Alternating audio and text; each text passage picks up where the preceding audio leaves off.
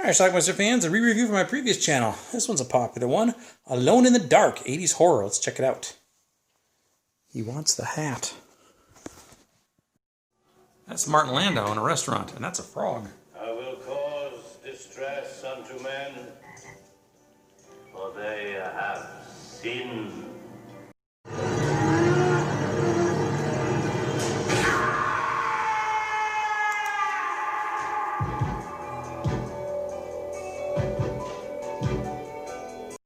Dwight Schultz plays Dr. Potter. This is day one for him at this new institution, mental home. Potter, I had an appointment to see Dr. Bain this morning at 10:30, but my car broke down. I couldn't get to a phone. Oh, Leo.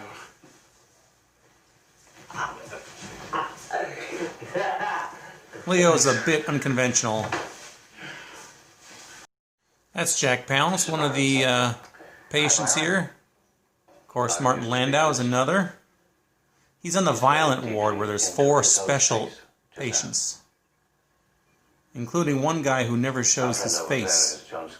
That's the bleeder. They think he killed the former doctor. Potter wants to kill us. Dr. Potter, Hawk says that you killed the last doctor. So they're going to kill you back. Okay. A lot of people in this mental home are crazy. Oh.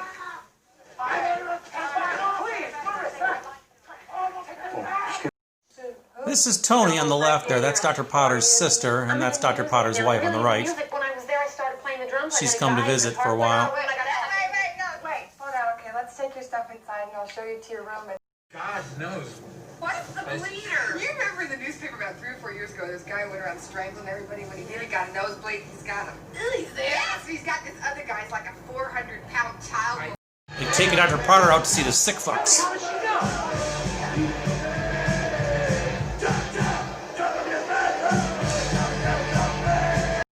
And during the chop, chop, chopping your lights out song, the lights go out all over town, including at the mental home. So the one guy on staff there this night decides to hide because he knows the crazies are loose. And they beat the crap out of him. And more.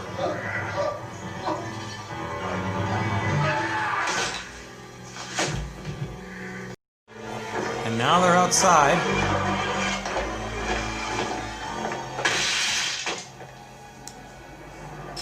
And now they have a car. There's complete chaos and riots in the streets now with people looting, including our killers, or I should say our patients. And the guy they call the bleeder just killed somebody.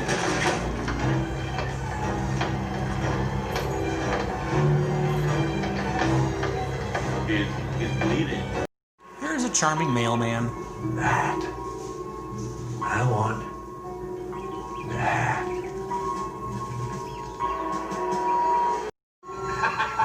The bleeder has left him now, it's just these 3.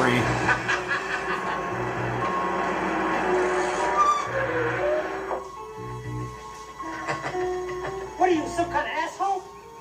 And a few seconds later,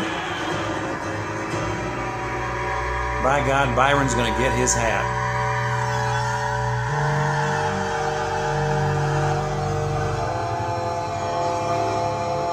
I have a telegram for Dr. Potter. And now they're coming for the doctor. I may only give it to him. Well, I'm his wife. I think you can give it to me. He'll come back later. They do come back later. In fact, Dr. Potter's daughter comes home from school and no one's home. Where's my mother? She's not here. There's a doctor, maybe. Meanwhile, the reason Mom isn't home is because she went with Tony to a protest, and they all got arrested. And this is a man Tony met named Tom. So Dr. Potter called the babysitter and said, "Hey, can you come over? My wife's in jail." And check on Lila, and Lila's fine. She's napping. I didn't want to wake her.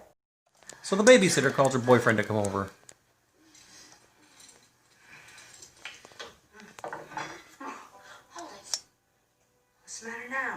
Dude checks out the noise.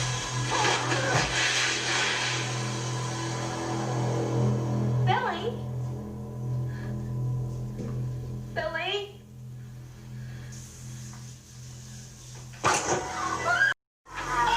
She's able to escape the bed, but she can't escape him.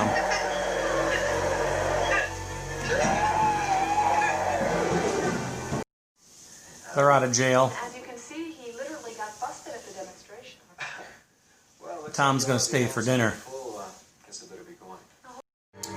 Later on, a cop is staying at their house because of the problems they had today. And I think there's another power outage, but somebody killed him too. I'd rather take a Valium.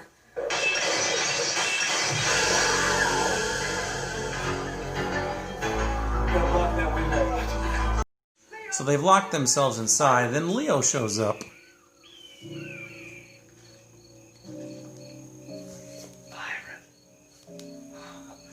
And Byron's got a knife. And Leo's missing an ear.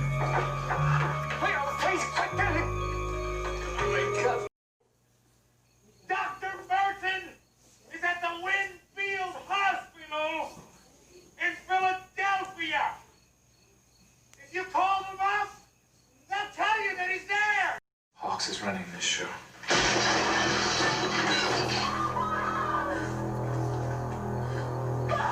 Jesus Christ, Barnett. Now they start to find the other bodies, which is kind of amazing since the cops were there to investigate the mental patient who was there earlier. They never found these people, which presumably they should have. Dr. Potter runs into Byron in the basement. Didn't quite kill him, but knocked him out.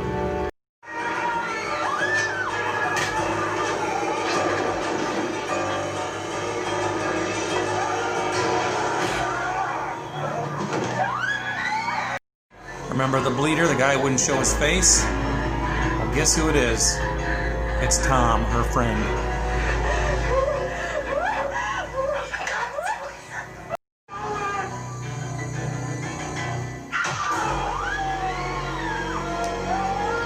And that's the end of the bleeder.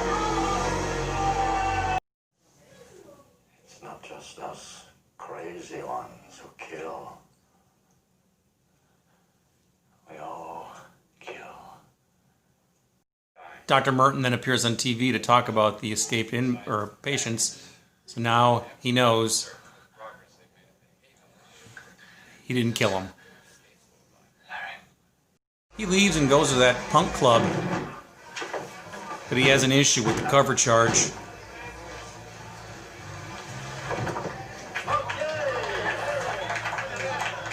Not sure if they knew how to end this film, but this is how it does it.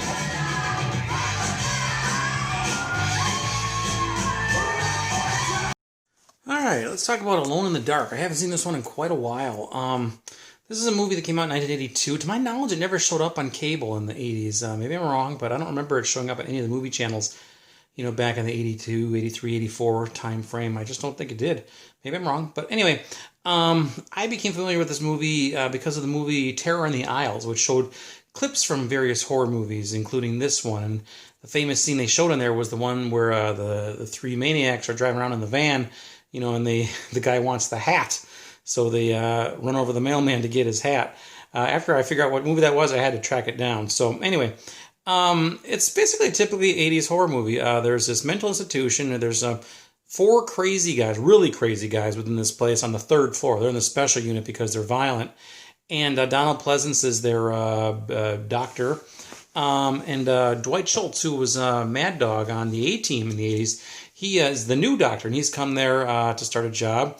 He never gets to see the face of one of the guys because the guy is constantly covering up his face. But the other 3, this chubby guy, and then Martin Landau and Jack Palance, of all people, 2 Academy Award winners, by the way, later on, they don't take kindly to Dr. Potter, the new doctor. They kind of like the old doctor, and they think that Dr. Potter killed Dr. Merton, the old doctor, so they want to take revenge. Well, one night there's a blackout in town, the electricity goes out, and subsequently our killers are allowed to escape. The 4 of them escape, but one of them kind of goes off on his own, and the other 3 kind of stay together. That's where they run over the mailman. They try to find Dr. Potter's house, his address, so they can go and kill him, presumably.